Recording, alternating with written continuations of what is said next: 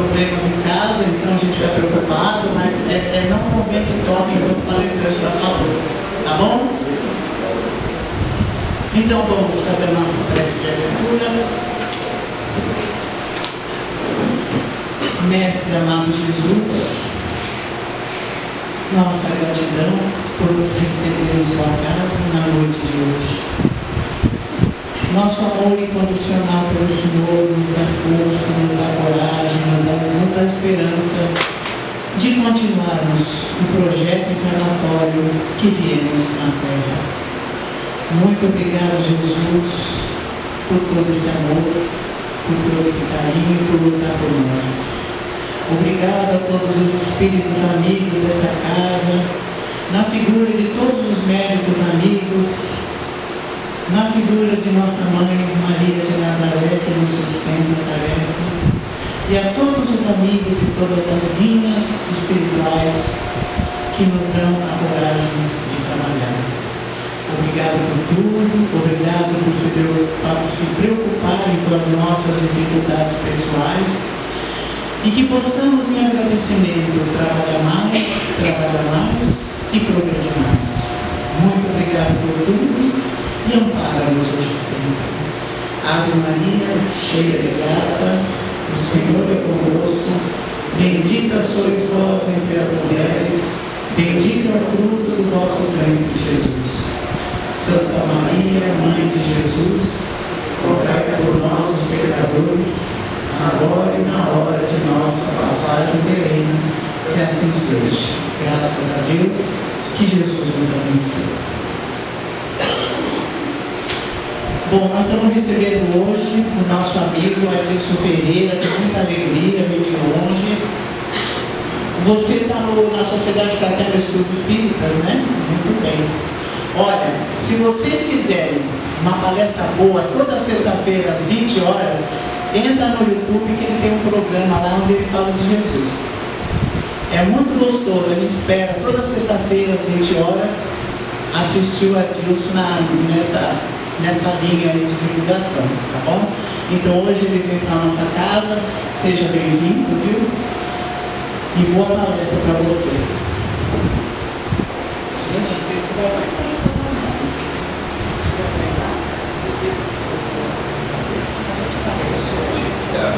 Seja bem-vindo. Que Jesus, nosso divino mestre, amigo, irmão, companheiro, esteja conosco, não só agora, mas em todos os instantes da nossa caminhada. Nós vamos falar que o Natal de um Jesus muito maior. Por que maior? Porque nós estamos habituados a entender um Jesus maravilhoso, 2000 anos atrás. Só que esse Jesus é ainda mais do que todo esse Jesus maravilhoso de 2000 anos atrás, tá? Então nós vamos procurar dar uma visão maior desse Jesus, para a gente entender que o Natal é muito mais, tá? Então vamos nos reportar essa vida física de Jesus há 2000 anos. E aí nós percebemos que o Natal, aí, né, chegando, é uma época maravilhosa. Uma época de confraternização, é uma época de presentes. Precisaria de presentes? Não dá, né? Mas é uma forma de demonstrar carinho para com aqueles que convivem conosco. Isso é maravilhoso, né? Aí eu pergunto, dia 25 de dezembro, Jesus nasceu, esse Jesus de 2000 anos atrás, nasceu exatamente em 25 de dezembro? Não. Eu estive lá algumas vezes, procurei a certidão de nascimento dele no cartório, não tive, não achei. Então, foi 25 de dezembro? Não, não foi. Por quê? Porque aquela região, no final do ano, ela é muito gelada, muita neve. E vamos lembrar do episódio do nascimento de Jesus, Maria e José que vem de Nazaré, que fica na Galileia, na parte alta, e tiveram que se deslocar até a cidade natal do chefe da família, José, que ficava em Belém. E gelou, neve. 25 de dezembro seria assim, né? É uma época de muita neve. Então Roma dominava a região, por mais insensível que fosse para com aquele povo, não determinaria um deslocamento tão grande debaixo de tanta neve. Seria muita maldade, né? Então não foi. Mas também não importa. Né? 25 de dezembro, 5 de abril, não importa. Mas Jesus há 2000 anos nasceu. Muitas pessoas, cristãos, têm uma visão muito pequena, né? Muito distorcida de Jesus. Para muitos, Jesus ainda é um amuleto. Já viram aquele que passa por uma dificuldade, vai falar com Jesus, agarra naquela cruz que está pendurada? Ai, Jesus é um amuleto. Jesus, para muitos, é um mito. Para muitos, Jesus é um pronto-socorro. Na hora que eu tenho um problema, uma dor, uma dificuldade, eu corro para Ele. E aí Jesus vai me ajudar. Então é uma visão, né, distorcida de muitos. Conhecem muito pouco sobre Jesus, aquela história bonita do seu nascimento, sem sombra de dúvida, que é narrada. Conhece, mas como comemora o Natal? Abusos, bebidas, uma comilança, né? Olha, vamos lá que esse ano o Natal vai ser na minha casa. Olha, eu já comprei umas 10 caixas de cerveja. Não está pensando no aniversariante. E que Natal é esse? Deixa que eu levo o pernil. Isso é o Natal? Não que seja proibido comer pernil e tomar cerveja, né? De uma forma controlada, moderada, sem abuso, sem problema nenhum. Mas perde o foco. Porque para muitos o Natal nada mais é do que mais ou menos, um carnaval, né? Aquela folia, aquela gritaria, fogos, não sei o que e tal, mas não tem o sentido do Natal. Nem se lembra do aniversariante. E mesmo assim, acontecem coisas maravilhosas em decorrência do Natal. Nós temos famílias que são assistidas, passam fome, têm dificuldades, e no Natal as pessoas vão lá e entregam a cesta, né? Amparam as crianças com um presentinho.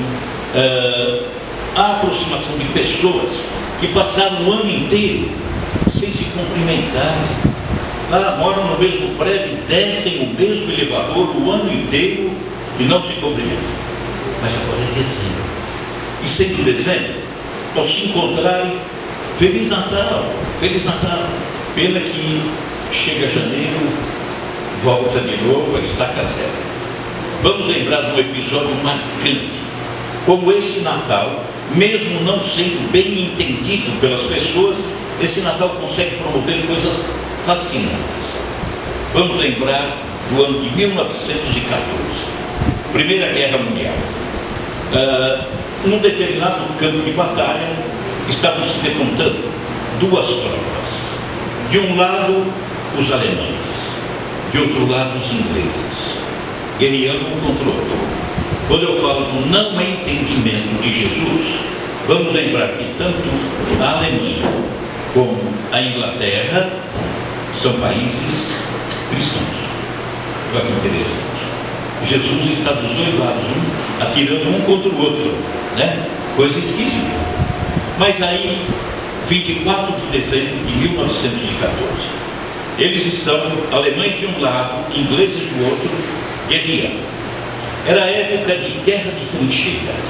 Guerra de trincheira porque cada tropa ficava de um lado desse palco de guerra e ficavam tipo aqueles parquinhos infantis que fica tirando no patinho que passa. É uma tropa tirando na outra, tá? Naquela época, 1914. Hoje a guerra é apertando o montão. Mas naquela época, de um lado o alemão, de outro lado o inglês, e entre eles uma região que é conhecida no meio militar como Terra de Ninguém. Por que Terra de Ninguém? Porque ninguém é maluco de lá, que vai tomar tiro dos dois lados. Terra de Ninguém. Só que 24 de dezembro vira para 25 de dezembro. Eles param a guerra. Parando a guerra, tanto ingleses como alemães se deslocam para a Terra de Ninguém. ensarelharam suas armas lá na sua trincheira, cada um, foram até o meio, se abraçaram, trocaram presentes, jogaram uma partida de futebol, tem fotos disso, e conta até um oficial inglês que um soldado alemão chegou a tirar do bolso da sua túnica um documento e mostrou a ele a fotografia da sua família. Acabou 25 de dezembro. Cada um, dentro da sua trincheira, voltou a atirar no exame, que voltou a ser inimigo. Mas o Natal pelo menos fez isso. Parou a guerra naquele dia. Olha que maravilha. Com todo o entendimento ainda equivocado, tacanho, pequeno, pararam a guerra naquele dia em homenagem a Jesus e se confraternizaram. Isso é maravilhoso. Mas então, vamos falar daquele Jesus de 2000 anos atrás, né? A segunda grande revelação de Deus. A primeira foi Moisés, com os 10 mandamentos. Depois vem Jesus, a segunda revelação, e a terceira grande revelação, a doutrina espírita. Como aconteceu o nascimento de Jesus? As lições que Jesus deixou há 2000 anos atrás, antes mesmo do seu nascimento, durante a sua caminhada até um anjo, Gabriel. Gabriel chega a Maria e diz: olha, por teu intermédio virá o grande Salvador. E Maria diz o quê? Seja feita na escrava a vontade do Senhor. Estava deixando uma lição maravilhosa, uma lição de obediência às determinações do alto. Aceitou tranquilamente, né? A espiritualidade, o anjo ali dizendo que por intermédio dela viria o grande Salvador. Logo em seguida vem a determinação para o recenseamento. Cada família deveria se deslocar até a cidade do chefe de família. José, portanto, com Maria, Jesus ainda não havia nascido, mas estava prestes a nascer. José havia nascido em Belém. Então, ele teria que se deslocar em Nazaré, na parte alta, ir até Belém, deserto da Judéia, região da Judéia. E um deslocamento de mais ou menos 120 quilômetros, numa época que não tinha Uber, não tinha ponte aérea, não tinha automóvel, não tinha nada. Tiveram que se deslocar. Maria no lombo de um burrinho, prestes a dar à luz. O que eles fizeram? Obedeceram às determinações da terra, ou seja, do poder humano. Tem que se deslocar? Tem que se deslocar. Era outra lição também para nós. Nós que estamos aqui na terra, as leis que estão aí podem não estar muito certas, mas tudo bem, nós temos que cumprir. Por quê? Imagine se essa rua fosse mão para um lado só e eu decidisse ir para o outro lado, né? Seria um caos em tudo, se nós não obedecêssemos às leis daqui, temporais. Outra lição, a lição da resignação.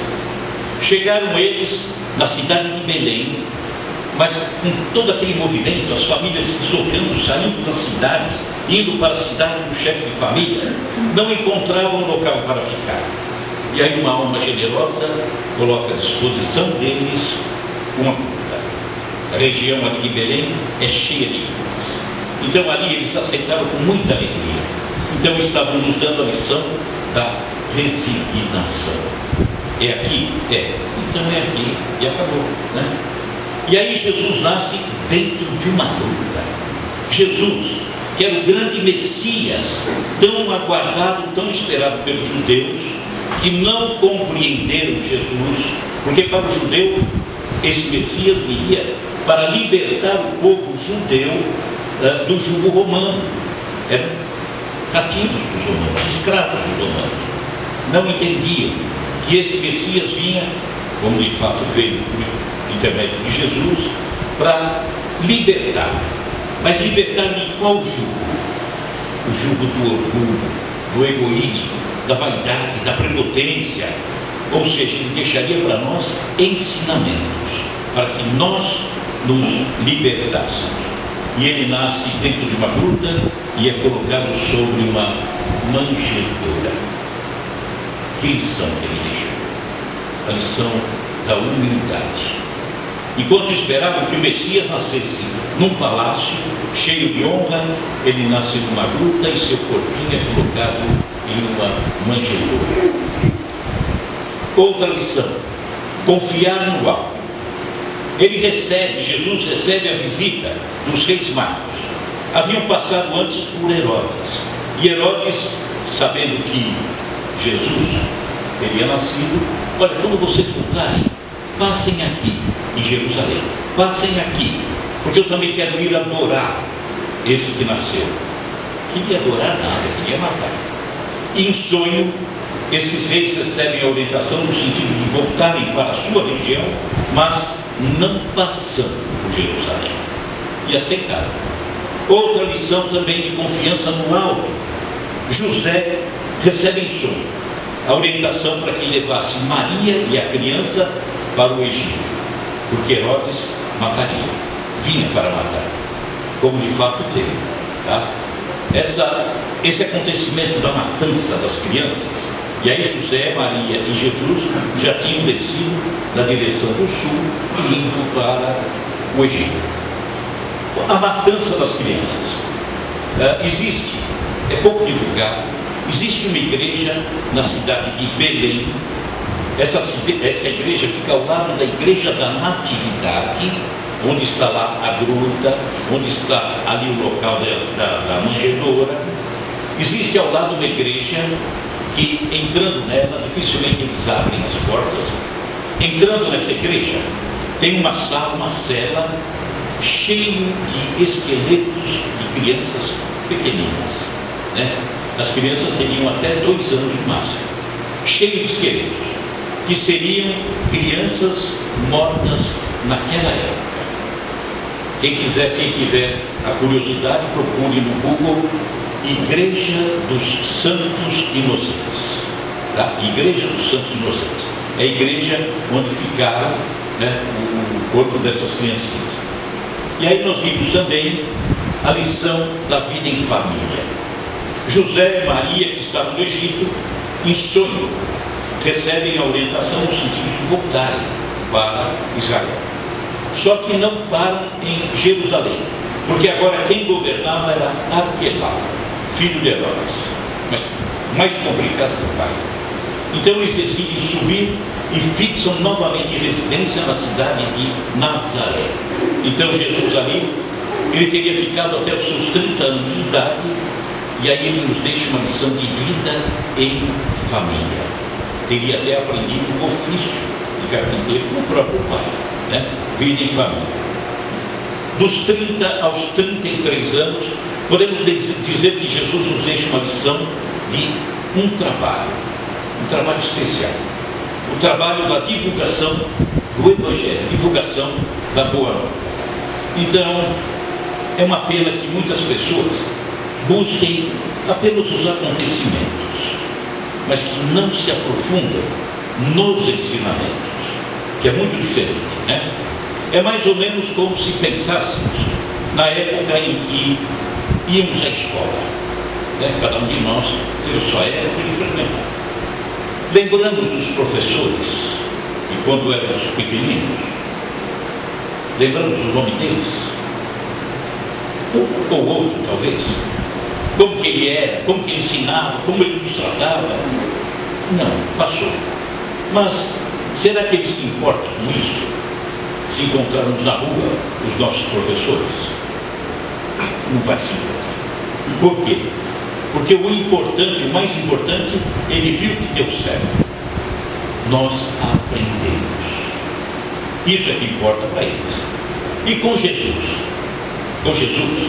infelizmente, boa parcela do mundo cristão adora o professor. Olha a figura de Jesus, é maravilhoso, né?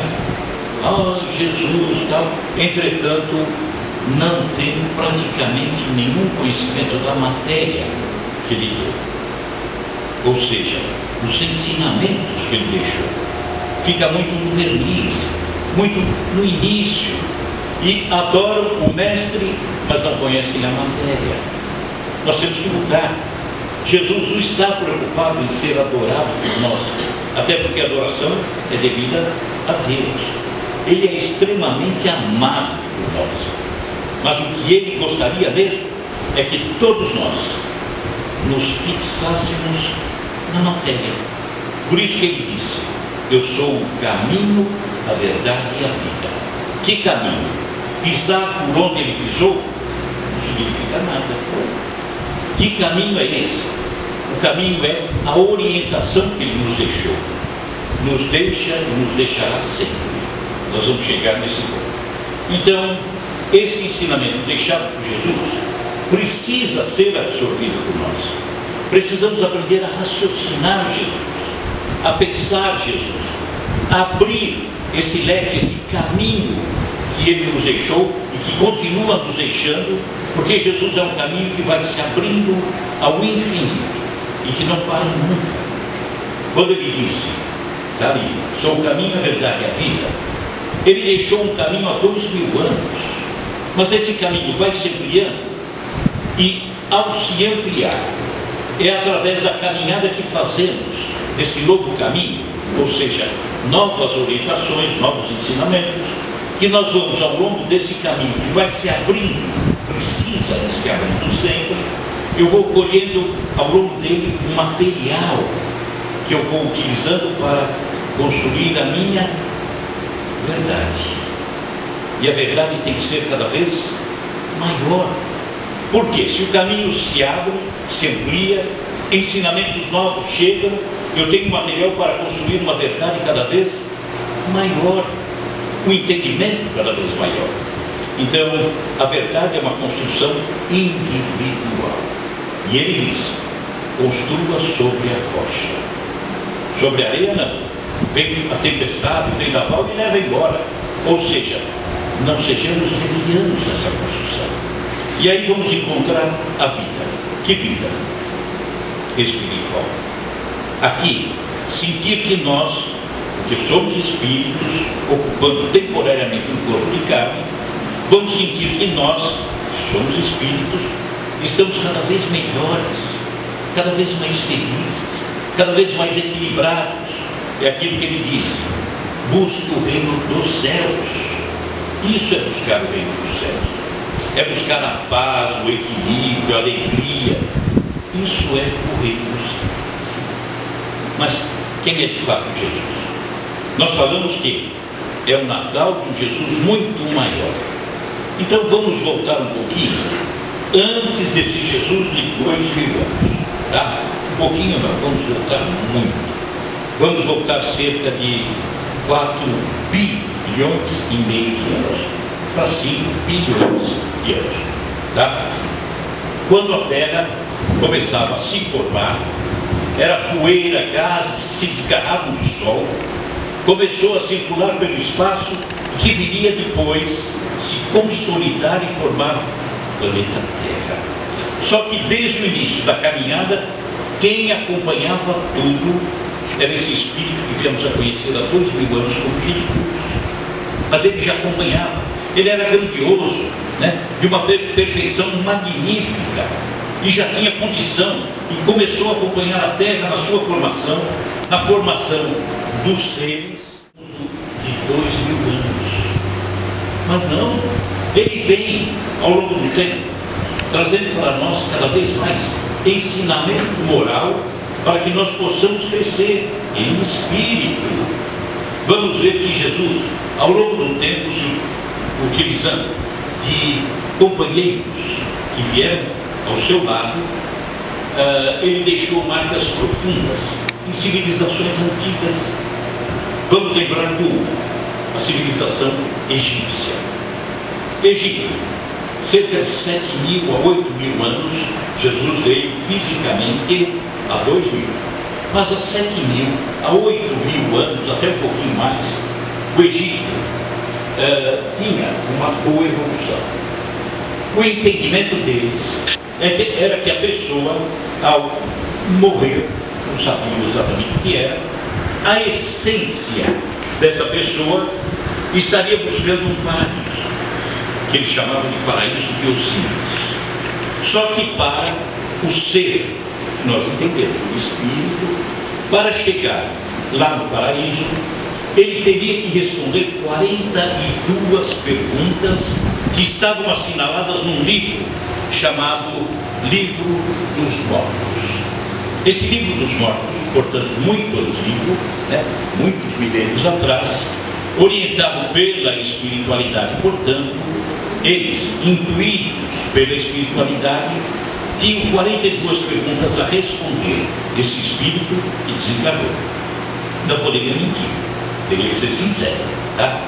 Seriam 42 perguntas onde ele teria que dizer não na resposta. Olha alguma dessas perguntas.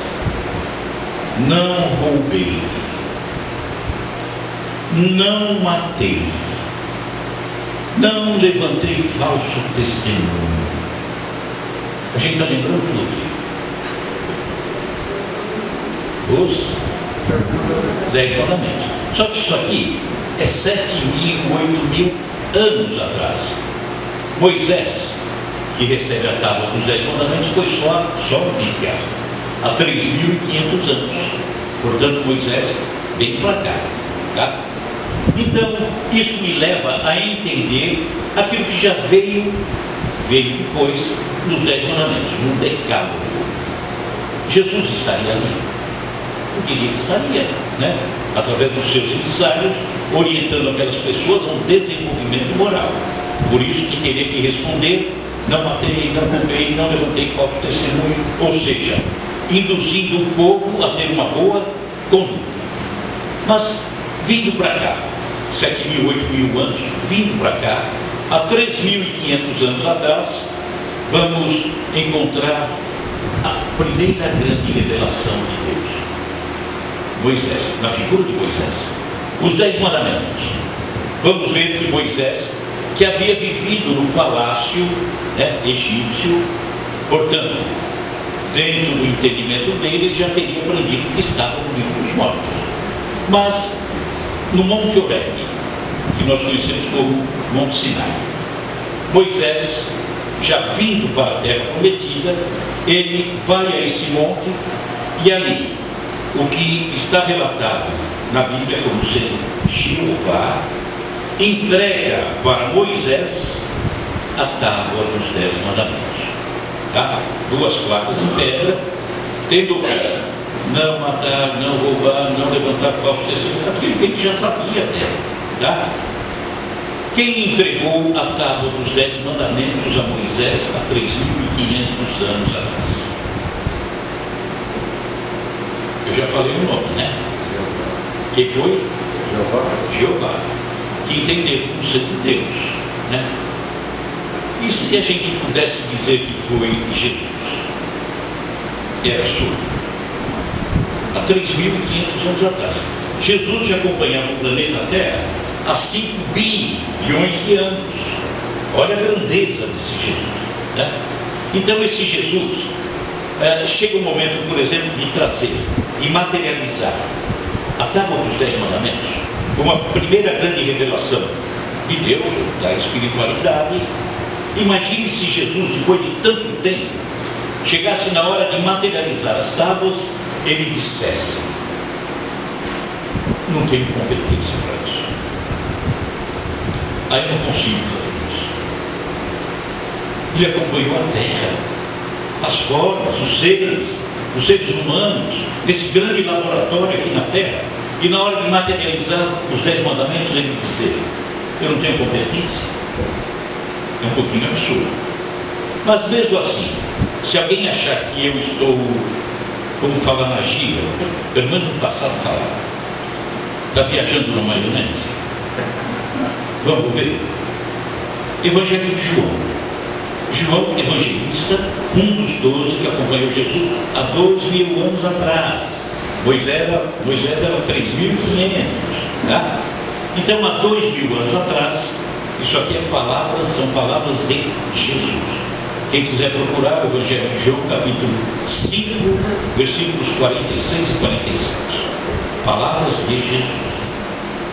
Porque se de fato cresceis em Moisés, também crereis em mim, porquanto ele, Moisés, escreveu a meu respeito. Mas Moisés não escreveu a respeito de Jesus. Jesus nasceu 1500 anos depois de Moisés. Ele escreveu a respeito de Jeová, né?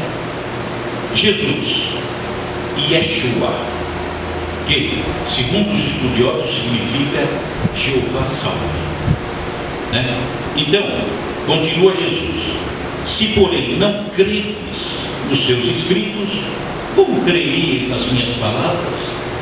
Era Jesus reforçando: olha, Moisés escreveu a meu respeito, tá? Então não vejo absurdo nenhum Jesus, na hora de, é o carteiro, na hora de entregar a carta, ele diz: não consigo entregar essa carta. Mas Jesus é muito maior que tudo, né? Então é perfeitamente possível entendermos toda essa sequência de presenças de Jesus ao longo de toda a história da Terra, tá? Então vamos pensar novamente nesse Jesus de 2000 anos atrás, nesse que o povo está comemorando agora o Natal. Nós falamos que Jesus, há 2000 anos atrás, esse Jesus fisicamente que veio, portanto muito recente, ele deixou o trabalho, a lição do trabalho. E aí, na Galileia, que é Israel, na região norte, ele fixou, durante 2 anos e 3 meses, se fixou na casa de Pedro, na cidade de Cafarnaum. Foram 3 anos de ininterrupto trabalho. Jesus não parou. Jesus, ao longo desses 2 anos e 3 meses em Cafarnaum, ele não tirou férias, não emendou feriado, trabalhou direto, o tempo todo, tá? Foram, nesses 3 anos, cerca de 1000, gravem esse número para a gente fazer a comparação, 1100 dias distribuindo o Evangelho, fazendo curas, sermões, falando das palavras, conversando com as pessoas, 1100 dias sem parar 1 minuto sequer, porque Jesus não perdia tempo. Jesus não ia para o futebol, não ia para o bar, não ia para nada. Ele transmitiu ao longo desses 1100 dias o Evangelho, a Boa Nova, né? E aí, se nós olharmos os evangelhos que estão na Bíblia, são 4, né, no Novo Testamento: Mateus, Marcos, Lucas e João. São 4 evangelhos. Vamos ver que, em média, cada um desses evangelhos, 4 evangelhos, cada um deles tem, em média, 63 páginas. Vamos colocando esses números na cabeça, tá? 63 páginas. E olha que alguns evangelhos ainda repetem as mesmas passagens, tá? Então, nós chegamos numa conta bem básica a entender que foi reservado para relatar as mensagens de Jesus, em cada página, 18 dias da mensagem de Jesus, cada página. É pouco. 18 dias, Jesus falando parábolas, Jesus fazendo sermão, Jesus conversando, Jesus fazendo cura. Cada página do Evangelho, em média, deveria estar relatando, em média, 18 dias das atividades de Jesus. Vamos supor um pouquinho mais. Cada dia de Jesus, nesses 3 anos, cada dia foi relatado em 3 linhas. E agora, como é que fica? 3 linhas para cada dia de Jesus? Eu não dava nem para cumprimentar ninguém. 3 linhas. Olha que coisa, é muito pouco, né? Olha, então dá para imaginar o quanto não foi relatado nos evangelhos sobre a passagem de Jesus na terra. E as pessoas até hoje estão fixas nos 4 evangelhos, maravilhosos, mas narrando tão pouco de Jesus. Jesus deixou muito mais. Vamos ver o que João o evangelista João, novamente narrou. Isso está no capítulo 21, versículos 24 a 25. Olha o que evangelizou as coisas e que as escreveu João. E sabemos que o seu testemunho é verdadeiro. Olha agora o que ele diz. Há, porém, ainda muitas outras coisas que Jesus fez. Muitas coisas que Jesus fez. Continua João. Se todas elas fossem relatadas uma por uma, creio eu que nem no mundo inteiro caberiam os livros que seriam escritos. E onde que estão essas informações? Nos 4 evangelhos não estão. Tem lá muitas informações bonitas, mas muito pouco comparado com tudo que Jesus deixou. E onde que estão? Nós podemos dizer que essas passagens de Jesus, há 2.000 anos, tudo que ele andou falando, que João disse, não dava nem para compor livros que pudessem ocupar, né, de tanta coisa que ele falou. Essas passagens de Jesus estão arquivadas na memória do tempo. Tudo que ele fez é energia. Isso está, e a espiritualidade consegue pegar. E é por isso que Jesus também nos disse que pediria ao Pai, o Pai haveria de mandar um Consolador, o Espírito que viria para corrigir aquilo que ele falou, mas que haveria de ser distorcido, que ele falou há 2 de hoje. E foi, algumas coisas foram distorcidas mesmo. Não dá para falar aqui porque o tempo não permitiria. Viria também para complementar os seus ensinamentos. Complementar como? Logo de cara, pegando essas informações. Quem já leu, por exemplo, um livro ditado pelo espírito Nélio Lúcio, o Irmão X, Humberto de Campos, já vendeu esse livro. Livro Boa Nova, por exemplo. Alô? O livro Boa Nova, já leu? Quando a gente lê aquelas histórias narradas, muitas daquela época de Jesus, é fascinante. Eu vejo, eu ouço Jesus falando através daquelas linhas, através daquele livro. Jesus deixou a pista. Conhece-se a árvore através dos frutos. Lê o livro. Que fruto que é? É bom ou é mau? Maravilhoso, a árvore é maravilhosa. A árvore é Jesus. Então, muito daquilo que Jesus deixou para nós há 2.000 anos, que escapou dos registros, não deu para registrar tudo, aliás, se registrou tão pouco. Isso está sendo resgatado pela espiritualidade. E sendo resgatado pela espiritualidade, trazido a nós através da mediunidade. Jesus prometeu que mandaria um Consolador. Teve uns 5 minutos ainda. Cadê? Para 6. Jesus, né? Não, fica tranquilo, até meia-noite eu tenho que ir embora. Tá bom. Então, Jesus narrou que pediria ao Pai, o Pai haveria de mandar um Consolador. Esse Espírito que viria, ele viria para nos trazer aquilo que foi distorcido e coisas novas, né? E nem sempre são novas. Tem muita coisa que é resgatada na memória do tempo.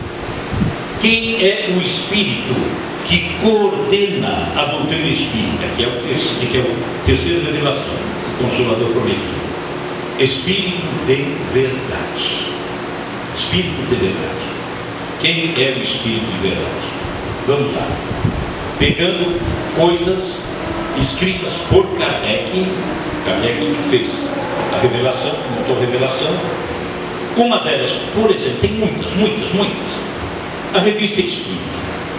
Revista Espírita, na época, quando surge a doutrina espírita, 1857, a partir de janeiro de 1858, mensalmente Kardec edita a Revista Espírita.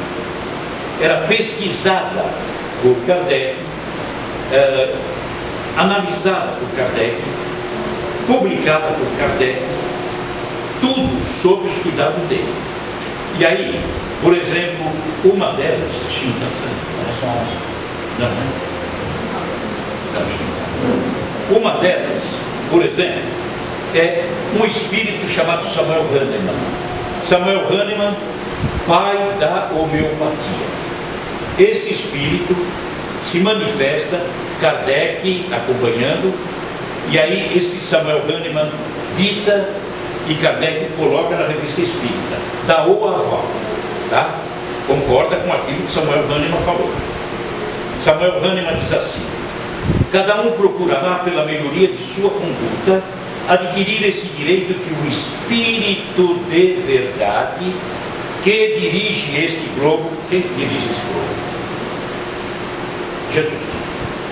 Missionários da Luz. Agora é a psicografia de Chico, tá?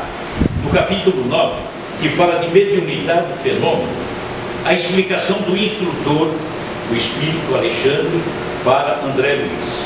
Ele diz assim: mediunidade, prosseguiu ele, arrebatando-nos os corações, constitui meio de comunicação.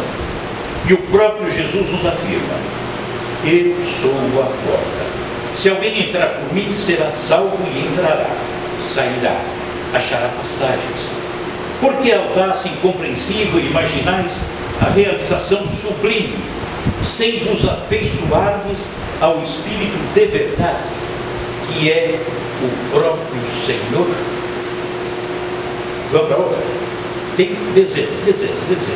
Não vou falar todas, porque senão meia-noite a gente sabe. Outra coisa, um livro de Kardec, né? Com passagens de Kardec, que é Obras Póstumas. Quando Kardec começava a coordenar a doutrina espírita, né, 1856, e ela só veio a público em 1857, Kardec, que estava ali coordenando, ele recebe a visita de um espírito, que diz assim, Kardec diz assim, quando percebe esse espírito: meu espírito familiar, quereríeis me dizer quem sois? E ele responde a Kardec: para ti me chamarei a verdade. E aí diz que uma vez por mês, um dia, estaria com Kardec.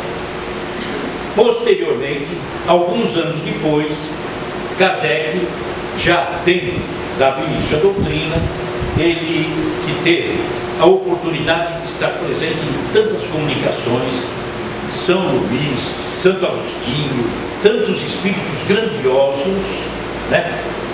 Kardec, depois de alguns anos, ele coloca uma nota nessa passagem que eu acabei de falar, quando esse espírito que diz: para ti me chamarei a verdade, né? Ele anotou. E Kardec coloca uma nota dizendo assim: ele já tinha tido contato com tantos espíritos elevadíssimos, né? Kardec disse: a proteção desse espírito, do qual estava longe de supor a superioridade, com efeito jamais me faltou. Sua solicitude e a dos bons espíritos sobre as suas ordens. Kardec estava falando de um espírito elevadíssimo, e tantas passagens que foram narradas em várias situações, Revista Espírita, outros livros, todas elas nos dando a entender que a verdade, o Espírito de verdade é Jesus. Kardec nunca negou, pelo contrário, público, estava dando um aval, né? Então, no meu entendimento, embora alguns ainda não entendam assim, o Espírito de verdade é Jesus. Então, quais as consequências desse entendimento maior, desse Jesus infinitamente maior que esse que nós conhecemos de 2000 anos, que muitos conhecem mais ou menos, que não se aprofundam nesse Jesus de 2000 anos, mas agora com todo esse entendimento maior, eu perguntaria, para encerrar, como que deve ser o Natal nosso? A homenagem é para ele. A homenagem não é para nós. O Natal é voltado para esse espírito. 25 de dezembro sabemos que não foi o dia, não importa. Porque a partir do momento em que entendermos a grandeza infinita desse espírito que conhecemos como Jesus, nós vamos entender que Natal tem que ser todos os dias. Porque esse espírito grandioso, os seus ensinamentos, tem que estar sendo colocado dentro de nós a cada novo instante. Porque esse Jesus se apresenta a nós de várias formas, nos dando um entendimento maior e alargando esse caminho, num livro que eu leio, num filme que eu assisto, numa palestra que eu presencio, no sermão de um padre, no sermão de um reverendo evangélico, um pastor evangélico, que fala com tanta propriedade. É Jesus falando conosco, através de um amigo, quando conversamos, quando trocamos ideias, quando temos a oportunidade de servir a um irmão. É Jesus falando conosco. E esse Jesus, então, nasce no nosso coração a cada novo instante, não é nem a cada novo dia, a cada novo instante. Então, que todos nós, pensando nisso, entendendo esse Jesus grandioso, façamos o Mestre estar conosco em todos os instantes. E se Ele está conosco, renascendo em nós, a cada oportunidade que nós temos, uma conversa, um livro, como eu disse, um filme, que toca o coração, que nos emociona, é Jesus falando. Então, que Ele nasça no nosso coração, não 25 de dezembro, mas a cada novo segundo, a cada nova leitura, a cada papo, a cada sempre, tá? Então, se compreendemos dessa forma, essa grandeza, 5 de dezembro, e que não entendem dessa forma, que muitas vezes estão preocupados com a cerveja, com o pernil, com o peru, com isso, com aquilo, é nós tendo a oportunidade de falar de uma maneira tranquila para eles, para que eles entendam que o aniversariante é Jesus, que merece todo respeito, todo carinho. E olha, feliz dia de Natal para amanhã também. Amanhã, 26 de dezembro, é Natal também. Todos os dias serão dias de Natal. Combinado? Combinado. Então esse Jesus, quando nós falamos o Natal para um Jesus muito maior, talvez devêssemos falar um Natal para um Jesus infinitamente maior. Tá? Obrigado, pessoal.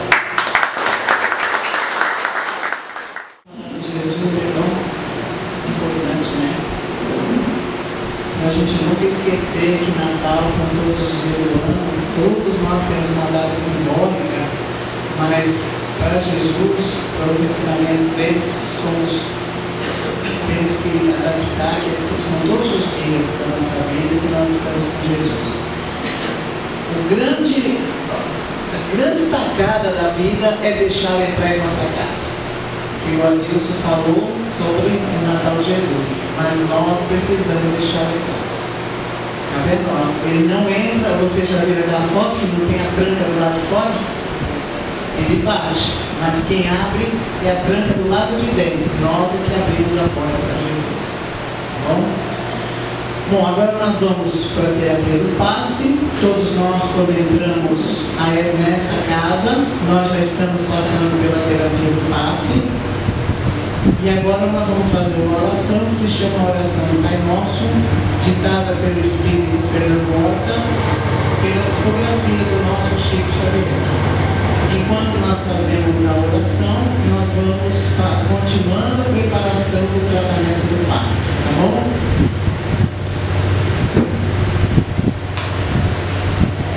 Pai nosso que estás nos céus, na luz dos sóis infinitos, Pai de todos os aflitos neste mundo escasseus, santificado Senhor, seja o teu nome bendito, que em todo o universo espírito pergunta conforme união. Venha ao nosso coração o teu reino de bondade, de luz e de claridade na estrada da redenção. Cumpra-se o teu mandamento, que não vacila nem erra, no céu como em toda a terra, de luta e de sofrimento. Dá-nos, Senhor, o pão do caminho, feito de amor e carinho do pão celestial. Perdoa-nos, meu Senhor, os débitos tenebrosos, de passados escabrosos, de iniquidade e dor. Auxilia-nos também os sentimentos cristãos, a amar os nossos irmãos que vivem longe do bem. Com a proteção de Jesus, livra a nossa alma do erro, neste mundo de desterro, distante da vossa luz. Que a vossa ideal igreja seja o altar da caridade, onde se faça sempre o seu amor, assim seja, hoje e sempre. Que Jesus, no seu infinito amor pela humanidade, possa conduzir todos vocês aos seus lares, com segurança e alegria, quando vocês deixarem este ponto de luz, esta casa de luz, na noite de hoje. Todos em paz, que Jesus